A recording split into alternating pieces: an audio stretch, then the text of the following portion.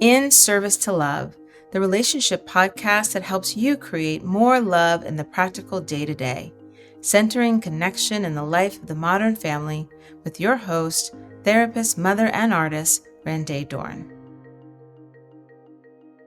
Hi, everyone. This is Dorn, and I am your host.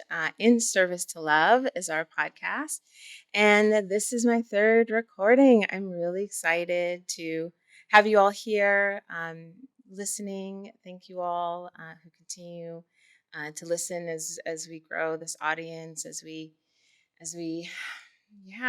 begin to grow our relationship to love in bigger and bigger ways, right? And again, that's why I'm here.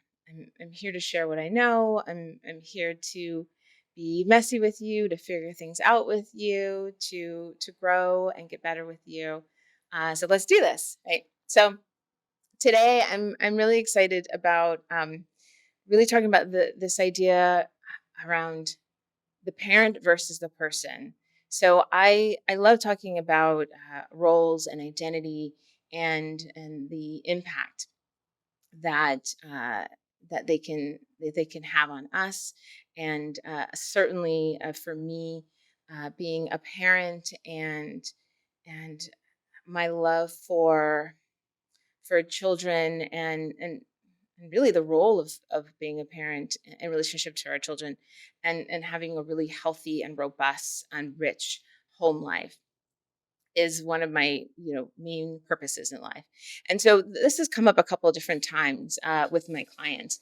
And again, let me remind you that I often work, and almost exclusively actually work with clients who are also artists, and so their lives are already very rich and diverse in creativity. And what's funny is that they're always playing with this idea of having this creative life, but in some ways a very traditional home life.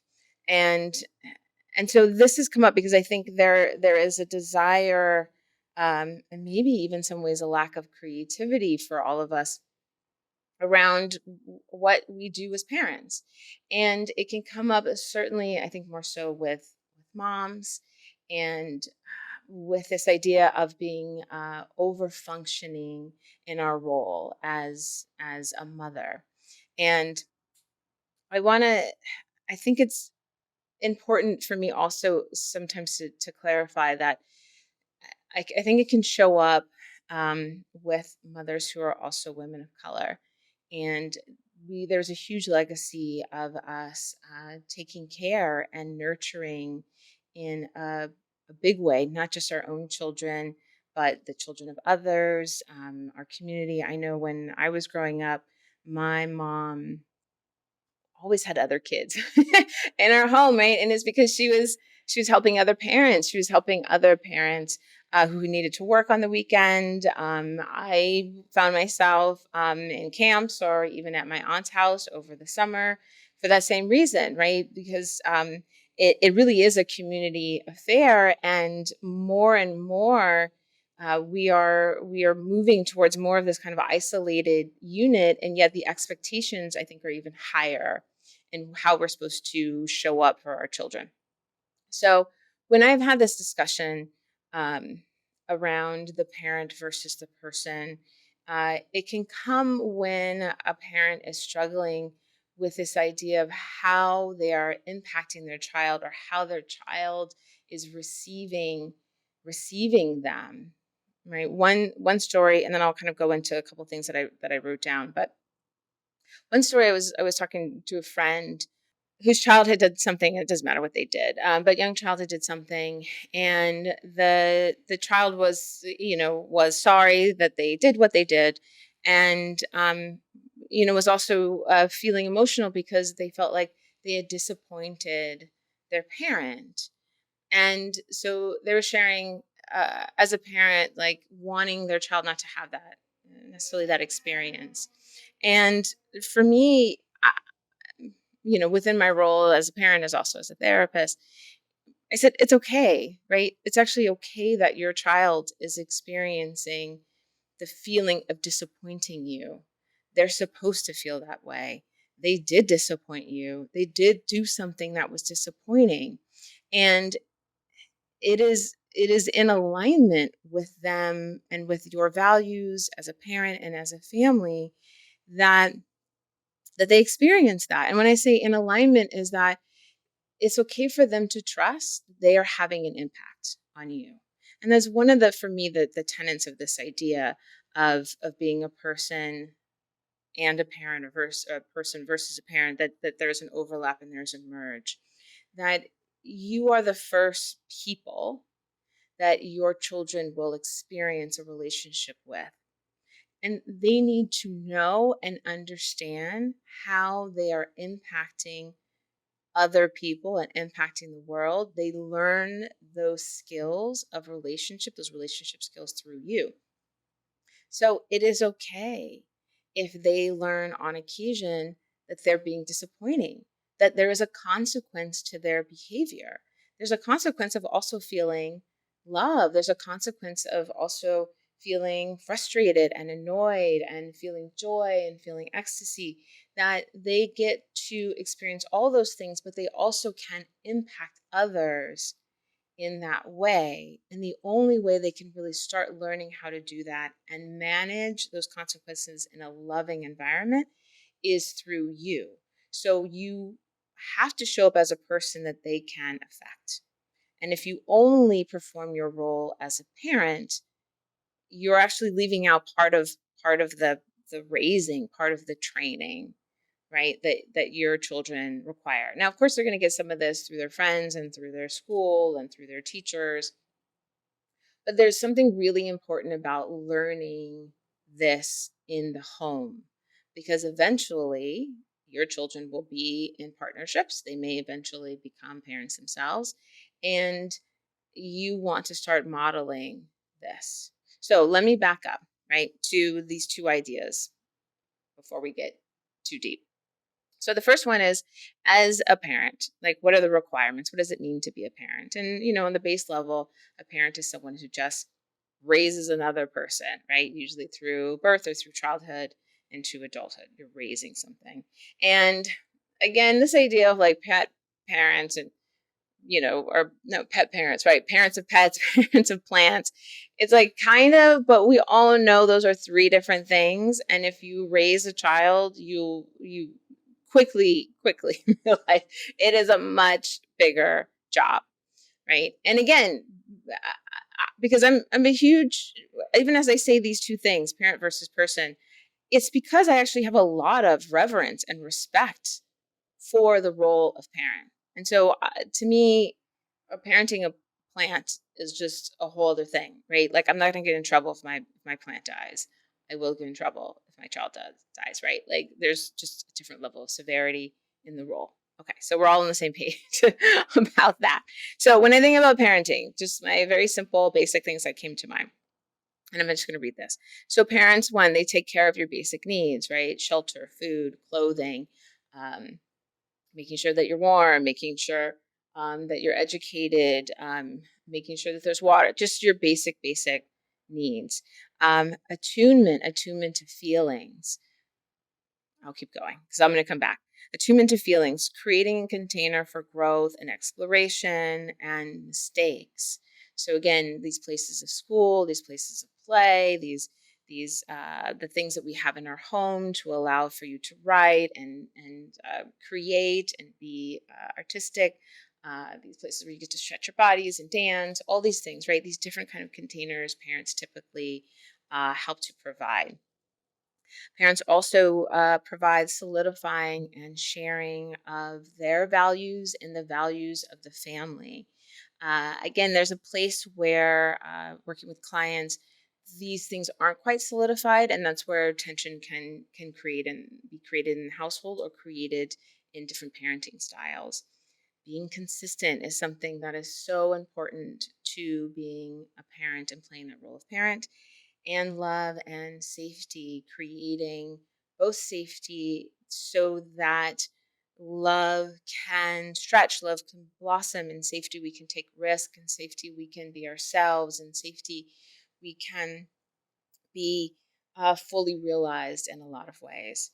When I think of a person, I'm actually going to repeat this list, right? And so, as a person, as an adult, I have to take care of myself, my basic needs, my shelter, water, food, clothing, self care, cleaning myself, all those things, right? I have to attune to my own feelings. I have to understand what I'm experiencing for the most part at every moment. I have to attune, I have to manage. I have to be in relationship with myself and relationship with others. And others could be someone at the market, or it could be my partner, or it could be my child, it could be my sibling. I want to and need to create a container for growth, right? I'm always still learning. I'm always still striving to understand more, to be better, to explore. I just started taking piano lessons. I don't know where this is going to go, right? I've taken improv classes, I've taken dance classes, I've taken all kinds of things, just creating containers for me to explore and risk and grow and make mistakes. There's something so valuable in making mistakes, not just only as a child, but also as an adult. Standing for my values. So at this age, many of us, once we really cross that threshold into our mid 20s, early 30s, we're pretty clear about what our deep seated values are. At this point, we are standing for those values and we're creating boundaries to hold them in place. We'll talk about boundaries at another time, but one of the quotes I always use is boundaries are for boundary crossers, meaning I'm responsible for my boundaries. I don't just tell someone and expect them to hold them. If I'm telling someone my boundary, it's usually because they've already crossed it. And so why would I trust them to hold a boundary? That's just silly. So so we'll talk about that more at another time, but so that's one of the things we do as a person. And being consistent. I'm consistent with myself. I'm consistent going to work. I'm consistent with my desires. I'm consistent be- because I need to trust myself, right? And how do I trust myself and create safety? Because that's where consistency comes in for the child and for ourselves. How do I create safety if I'm not consistent? If I'm chaotic in my own life, in my own values, in how I show up in the world, anyone who's grown up with a chaotic parent would know that that lack of consistency created a lack of safety. So I have to be consistent with myself. I have to be consistent with my child. And in my consistency, I create safety. And then lastly, on top of that, love. I have to continue to grow and nurture myself as a person so that I am a person worth loving. And when I say that, I mean I have to exist. I have to be a being to be loved. And when I start to disappear, it makes it much harder. And so, toggling between these two, this overlap between parent and person. And you can see as I shared this list, this is the exact same list, right? And so, in the beginning, I am demonstrating, I am offering this list to the child. I am creating all these things for the child while I'm simultaneously creating all these things for myself. And so I'm giving them the experience and the vision of what it means to give and receive, right? So I'm giving to them, but they're also witnessing what it means for me to receive the same care for myself, right? For me to show up, right? I'm giving them also a vision of what it looks like later on when they're going to have to do all these things for themselves because that's part of the work. And so it's important. It's important that we as parents, and maybe I'm talking a little bit more to mothers or over functioning parents here. It's important that we start to separate and attune to and create or begin to create or continue to create who we are as people in the home. When the child is small, when the child is in the womb, they're getting all of their information from their mother. They are learning, is the world safe? Is the world loving? Is it funny? Does it create a lot of anxiety? Does it make someone fearful? Because we're passing all that information to the child in the womb. A parent who grows up in a very loving environment where they are waking up at 10 a.m. and they just have a nice slow ease to their day and they feel so supported and resourced and protected. That child in that womb is going to have a very different experience than one who is growing in the body of a woman who is experiencing torture or is in a country that is at war, where already been some loss, where there's already been trauma. They're preparing that child for two different worlds, and it's actually quite necessary, right? You want that child to be prepared for whatever world they're stepping into on some energetic level. And then once the child is out, those first 3 months especially, is about attunement. What we're offering to our child is attunement. And what that means is that child is doesn't see the separation between you and me. So our breaths, our heartbeats, our skin, our warmth, they are constantly understanding how to regulate their own body through our bodies. And so that is why it's so necessary that they remain connected and close, if not to us, to another caregiver, to another loving individual. So first they are learning to regulate and feel and attune to the existence of their own body, but they still don't feel and see and understand the separation. That's why Peekaboo is so exciting. It's like, oh my God, we all disappeared and then we all reappeared. Like, what? Because you're my mirror. Your face, how you look at me, the experience of love, you are my mirror. Or the experience of fear and anxiety, and I don't like you, you're also my mirror, right? So it is so important, right? The consistency of attunement. Then the child starts to create separation. Oh, if you leave the house, if you go around the corner and you come back, you don't actually disappear. You must somehow exist a little bit outside of me. You must somehow be somewhat separate.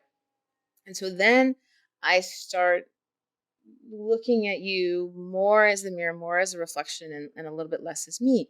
But I'm still going to look back. Are we having a good time? Right? You know that story of child is out on the playground and they trip down, they fall, and they look back at their parent and like, am I okay? Is what I'm experiencing what you're noticing? Is it what you're experiencing? What's happening here? Are we happy together? Are we having a good time? Right? And what we as parents are doing are saying like, yeah, yes, yes, but you're okay, or yes, that was a little bit scary, or yes. So again, we are not only attuning, but we're giving them permission to start to trust their own bodies, right? Because now that they have already learned a certain level of self-regulation, they are now learning that next stage of how do I manage that and how do I read it. I often talk to parents about giving children the language of emotions, right? Because it's not like they're not experiencing them in their body. They just need to know the words. They need to know through the words that those experiences exist. And they need to know through the words that they get to have permission. Because those words exist, your feelings exist, and therefore you have permission to have them. So it's okay if you're frustrated. It's okay if you're angry right now. It's okay if you're tantruming. You can have those experiences and let us manage them. You can't stay on the floor and have a tantrum in the grocery store, but I understand why you're having it, right? You are unhappy. I said no to something, or you can't get something, or. And so you in the present moment are falling all over the floor. You're having a tough time. It's just it's just a bad day. And we get to have them. We have them as adults too. I have tantrums all the time. So that child has a tantrum, and so it's like, "Wow, you're having a tantrum. Wow, you're having a bad day. Wow, this moment's really tough for you." And I see that, I'm giving you language, I'm acknowledging and validating, and we need to get off the floor, and you need to get off the floor. And we probably need to leave the store. Do you need to take a breath? Do you need a sip of water? Do you need a walk? What do you need to manage the feelings you are having right now that I've just validated for you? Oh my goodness, you just fell down in the park. How do you feel? Are you okay? Is something hurt? That looked like that was uncomfortable. That looked like that didn't feel good. I'm giving language and words and ways to express what already exists in their little bodies, right? So I'm helping them, right? Next stages, right? Helping them through their development to own their feelings, to name their feelings, and then giving them solutions to those feelings, ways to manage. Now, the other part of that is that as an adult, I'm going to have big feelings. I'm going to have feelings too, and I'm going to have big ones. Kids have big ones, but they're usually momentary, right? Because usually they're not flooding themselves as adults do with all the other jumbo stories that we tell ourselves, right? And typically those stories can come from this idea that you don't get to have this feeling in the first place, right? I'm scared or anxious about this job. And then everyone says, don't worry about that. Don't worry about that job. You've got it. And yet my body's telling me all this other stuff because I've gotten rejections already from other jobs or other auditions before. And so, again, both and I can validate the fact that, like, no, I'm anxious for a reason. This is scary. This job means something to me. And I want it. And there is evidence that I do get yeses on occasion. That's why everyone is telling me to not worry so much because I am talented or I am brilliant or I am all those things. And sometimes it doesn't work out, right? And so again, I'm really going back. I'm going to keep going back into this both and. I can validate the fact that I have an experience and my emotions are telling me something, and my brain and my friends and the other adults that are attuned to me can tell me, but remember the evidence that there is the possibility of goodness also in this thing, right? So going back, we have this attunement, we have this starting to kind of attach, and then this, as they get older, this idea of separation, especially as teenagers, starts to happen. And I have teenagers right now. I have a 13-year-old and a practically 15-year-old in the home. And in these moments, right, we're still parenting, but more and more we have to be a person in the home. I think, again, like I said, as I have teenagers, you start hearing, right, that old line, oh my gosh, teenagers, it can be so hard, or teenagers this or teenagers that. And I think part of that is because we're still trying to raise teenagers as if they're 5, and they're not. This is developmentally the time when they're supposed to be risk takers. This is the time when they're supposed to separate. This is the time when they're just trying to, like move and stretch and feel their bodies and feel their power and feel their strength. They absolutely need and desire your guidance and your love.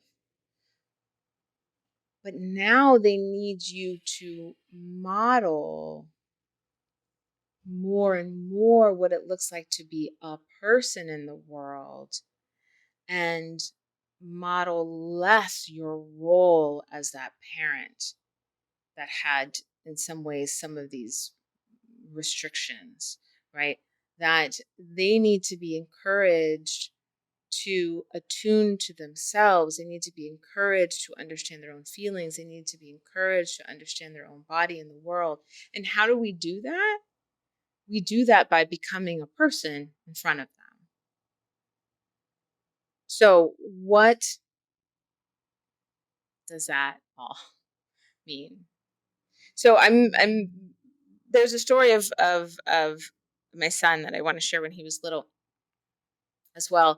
And he was in preschool, and he wasn't going to graduate because he was on that cusp. So he needed to stay in preschool another year, but his class, almost all of them except for one other child, were graduating. And in this little preschool, so cute, they have a little ceremony with just the class, and then they have a bigger ceremony with the parents. So the one with just the class, they get a little cape, and got a little certificate, but there was just a little ceremony. And so the preschool director asked me, do I want my son to participate, because he was going to watch all his other little friends get this cape and get this acknowledgement, and he wasn't going to get that acknowledgement until next year.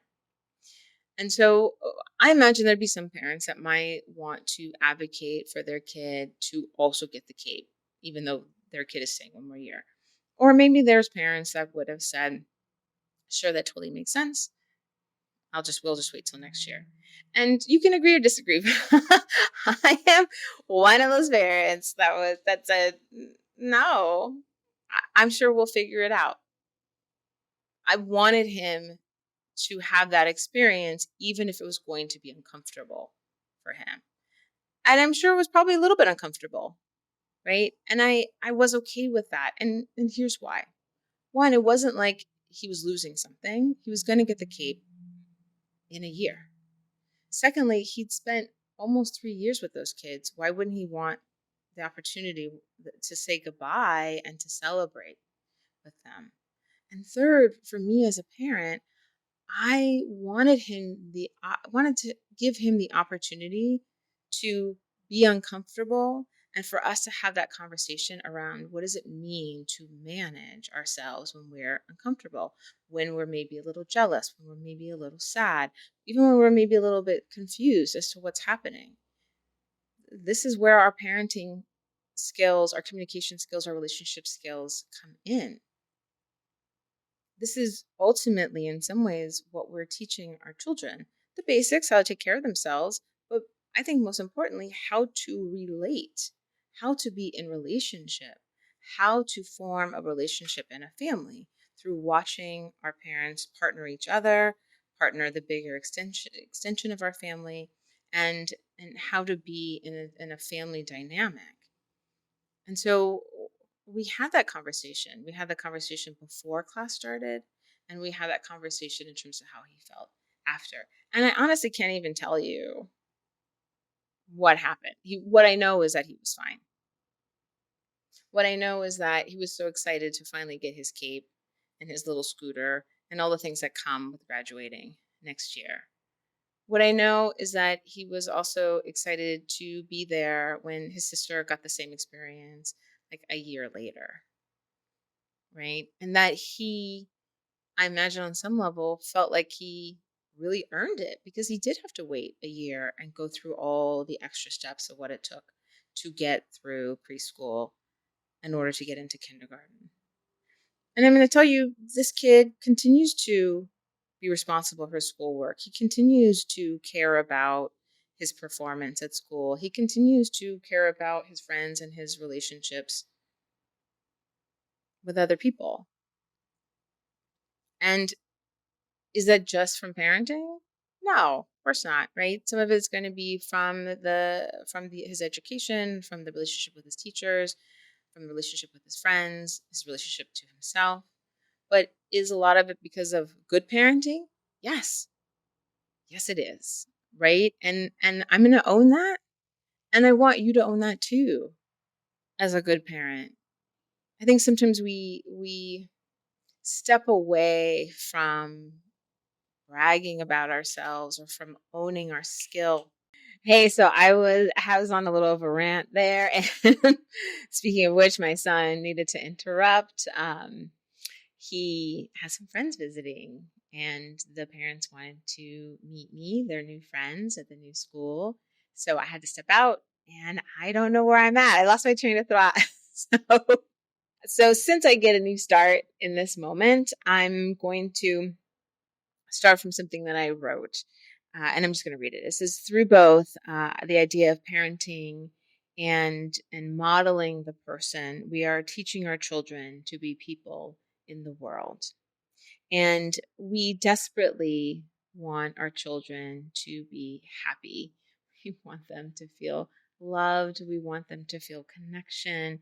And we want them to have a good life. And so we often emphasize what feels like a guarantee. If you get a good job, if you make good money, if you marry a good person, if you get a great education, we hope that those things will guarantee a particular life or lifestyle. And we're not wrong, one, for wanting those things, and we're not wrong for expecting for those things to create a particular result. And yet sometimes we expect for those things to do something that they're not meant for, which is to create love and connection in our lives. They can create ease, they can create more abundance, they can create a way towards, right, when we are easeful, when we are abundant, when we are expansive, when we're a resource, we are definitely a much more attractive person and much more easier to be with. But once we're with, we need the skills of how to be with someone else. We need the skills of attunement and love and relationship. We need the skill of being not just a person who produces, but a person who can be. And if I exist as a being, then someone has the opportunity to connect and to love me. And so, I emphasize one of the main reasons why people come to me, because I deal, like I said, almost exclusively with creatives and art makers, but creatives and art makers who in the beginning come to me because they're in a relationship crisis. So I work with people who have so much and have created and achieved and produced so much, and yet the thing they're longing for isn't in those things. The thing they're longing for is connection. The thing they're longing for is love. So I, in my work, help people to become people. I help people to re-engage with who they really are, to deepen and connect to themselves. So there is a self for others to connect to. And once they also deepen and connect to themselves through that energy, they are able, I always like, to move down through and then out. Right? Because let me back up. Again, when we're just the person, when we're just the parent and not the person, and we're over functioning, we're over producing, we're driving kids everywhere, we're paying for everything, we're making sure they have all the best this and all the best that, and cooking all the healthiest food and taking them to all the things and all the private lessons. And I do this too, right? It's a balance. So we're doing all those things. And then at one point we're tired and we're resentful and angry. And then we say, why don't you see me? Why don't you appreciate what I'm doing? Why don't you understand how hard this is? And why? And our children are looking at us like, what do you mean? And it's because in some ways we haven't created enough separation so that they can actually see us as a person. So when we're still overlapped, right? When we're still almost behaving as if we're in that 3-month stage, they're saying, I'm happy. I'm having a great time. I'm seeing all my friends. I'm doing all these great things. I'm happy. Aren't you happy too? Because as a parent, your happiness is derived through me because you don't exist outside of me. And so our job is to say, I'm a person. I exist outside of you. And because I exist outside of you, you affect me. you impact me. What you do, you're ignoring me, or you over relying on me, or you pulling on me is impacting me. It's affecting me. And as parents, we struggle with that. We struggle with this idea that our children may disappoint us, or may feel that feeling that, oh, I've disappointed my parent, or what I'm doing is making my parent tired, or what I'm doing is. And it's because we have a hard time showing up as a person. And so all of this is to invite and encourage you to find that new balance where you are still performing your role efficiently, effectively as a parent, but you are fulfilling your deeper role to be a person in the world. Because to be honest with you, your child cannot connect to you if you only exist as a parent. I mean, we love it when people are great lawyers. We love it when people are great doctors, but those are roles that they perform, right? And we know the difference. And yet, as a parent, we think in some ways it's wrong for us to exist outside of that role, and that somehow we have to fully, immerse ourselves, or we almost have to drown in that role of parent for us to do it well. And I'm here to say, no, you don't. In some ways, you're doing a detriment not only to yourself, but to your child, in demonstrating that that's what parenting looks like. In some ways, no wonder people are running away from this idea of being a parent. They're like, oh, I don't want to stay home. I don't want to just be a parent. Or, oh, I don't want to. And I think it's because we don't have a broad enough and inviting enough, joyful enough definition of what a parent can be, or who a parent can be. We don't need to disappear or fall away or let go, quote unquote, of ourselves to be an excellent parent. In some ways, we actually have to hold on to some of those things to be an excellent parent. If you want more love in your life from your children, if you want them to understand how they impact you, if you want them to see you and appreciate you, the you in parentheses, have to exist. And I'm telling you, you do not exist in that role. It is a thing that you do. It is not who you are. You are playing the role of parent, and you can do it in an amazing way. And you have to exist. I have to exist as Rande, who has hobbies and ideas and pains and happiness and joy, who sometimes exists outside of my children.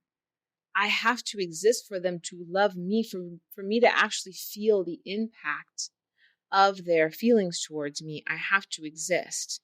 Because if not, then I have to perform my duty, my role as parent well, for them to at least appreciate what I'm doing in the role. But you see how that separates me from actually feeling the connection I really desire with them?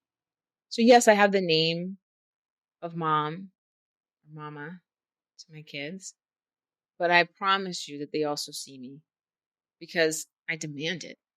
And I'm not obnoxious about, well, maybe a little, maybe I'm a little obnoxious about it. And that's all right too. I do embarrassing things sometimes, but my children aren't necessarily embarrassed. And you know why? Because they know I exist outside of them. It's only when they still see me as an extension of them that then they would get embarrassed by whatever it is that I'm doing. Oh my God, I can't believe you said that. I can't believe you did that. They don't care so much about that. Why? Because they know it's me doing, saying, being those things. And then they get permission, because I'm giving myself permission to exist as a person. They now have permission to exist as a person too. To be, say, do them. And that's my job, is to let them fly away eventually, and to love them through the process of becoming, to love them through the process of separation and help them navigate that. So that as they become a person, that love actually comes back around, right? They fill themselves up, and then it overflows back to me as another living being on this planet. lastly, I'm going to share, and again, they were little. When my mom was sick and before she died, she didn't want my children to see her when she was really ill, and I totally understand that. But I was very, again, intentional about my children seeing my grief. And they were, I think, 3 and 4 at the time. They were little. Well, because my daughter was still in preschool. And that same director, I said, just so you know, this is what's happening. This is what's going on. And I'm sending her to school. And if, she wants to talk about it or needs anything, feel free to talk about it and also let me know. Right.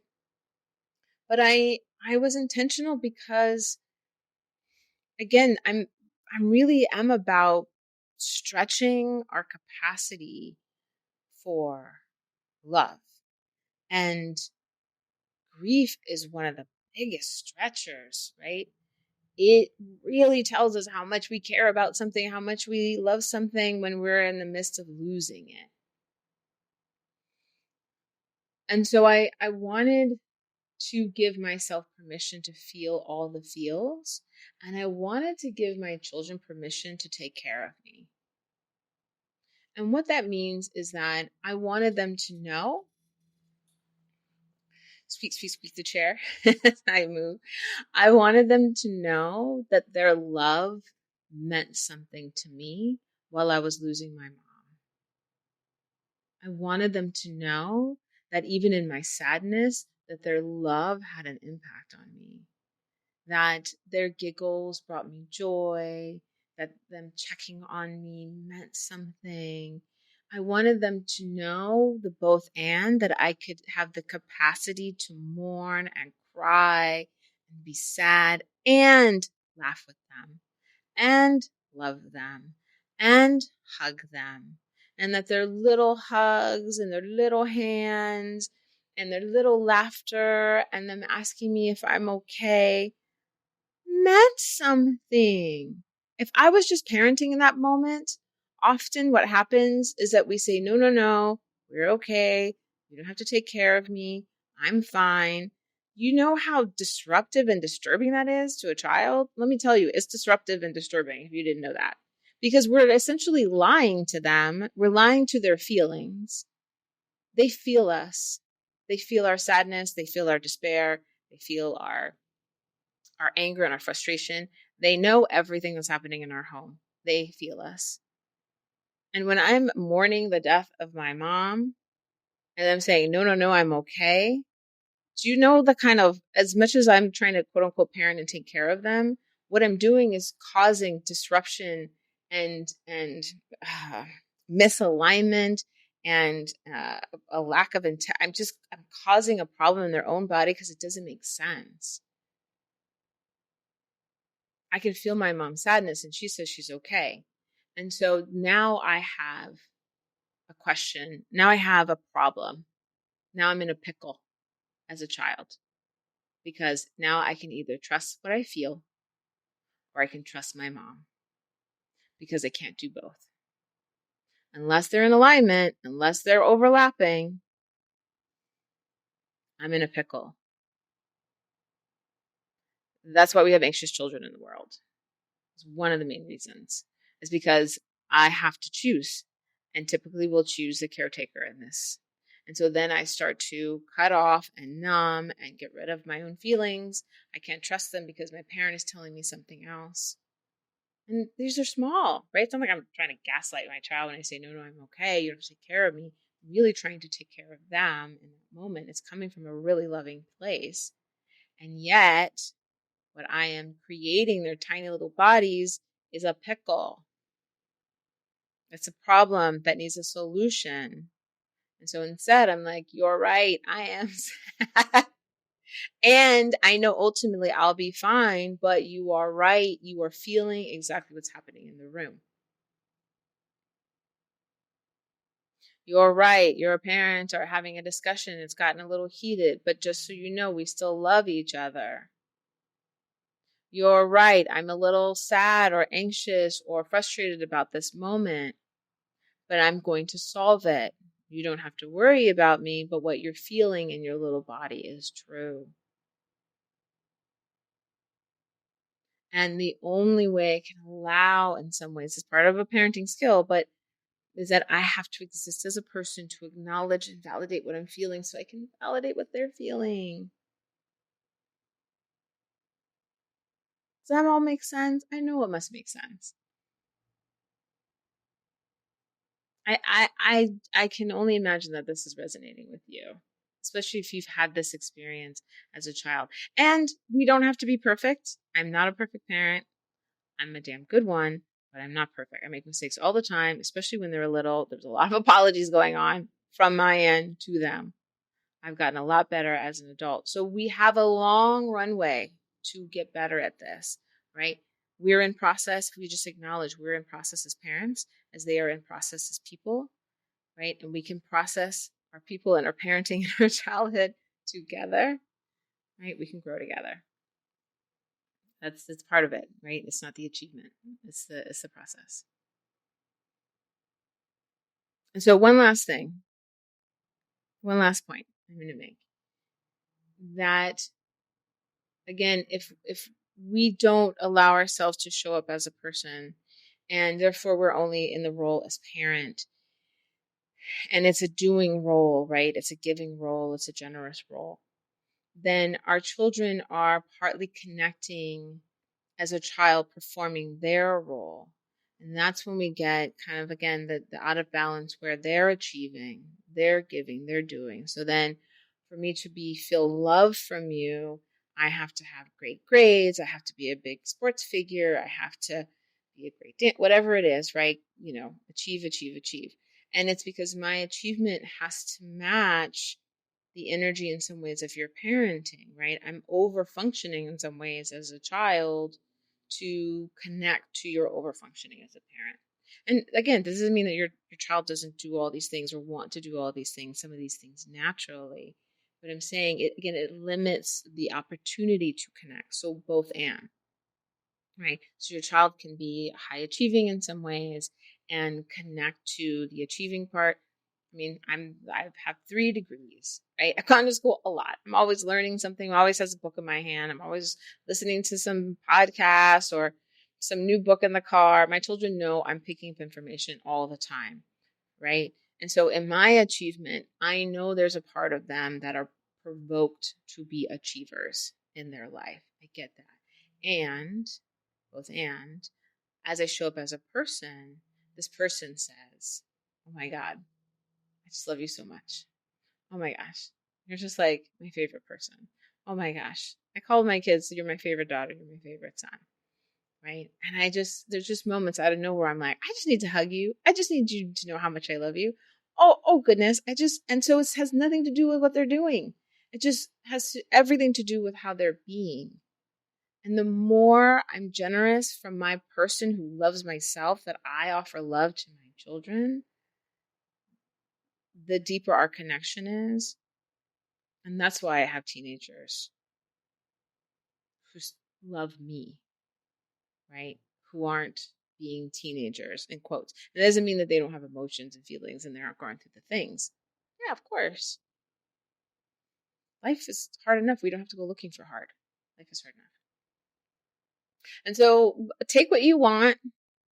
I'm sure I will talk about this again and again from a lot of different angles. And I'm sure I will continue to be even more clear because please, this is number 3. And I had a lot to say, blah. And as we collect more of these episodes, they will, we'll be even more and more clear, more and more specific. So if you have to do a little bit of digging, let us dig together. Let's figure this out together. This is an invitation. This is an invitation for growth. And this is me growing, me stepping out and doing this podcast. It doesn't make me sick to my stomach. It makes me nervous. It makes me nervous to be sharing my feelings like this in this way. It's scary. And so let's be scary together. Let's grow together. So I invite you. I invite you on this journey. I invite you into my life, into my stories. I love telling a story. I have so many to share. So I'm glad I have episode after episode of opportunities to share who I am and what I believe and how I can help. I hope I'll continue to say, if you're just jumping in, eventually to be able to answer questions as they start to come in. I would like to eventually to do some of this work live with anyone who might have one or two questions that we can walk through, because I think there's just so much richness in all of our lives, that we can learn from each other, that we can be in community here, and we can grow together. That I learn so much from the people that I work with. That this is an opportunity for me to be in service to you, and again, ultimately to be in service of love. This is my love letter to you. This is my love letter to life, right? And so I'm grateful for you. I'm grateful for you joining me here and listening. And I look forward to welcoming you again in the next episode. All right, take care. Bye. Thank you so much for listening. As always, please share, comment, and like so we can grow our community and bring more love to those you love. Great reviews mean a great deal to our work, so take a few minutes and write us a love letter today. Our hearts appreciate every word. Tune in next week for another episode.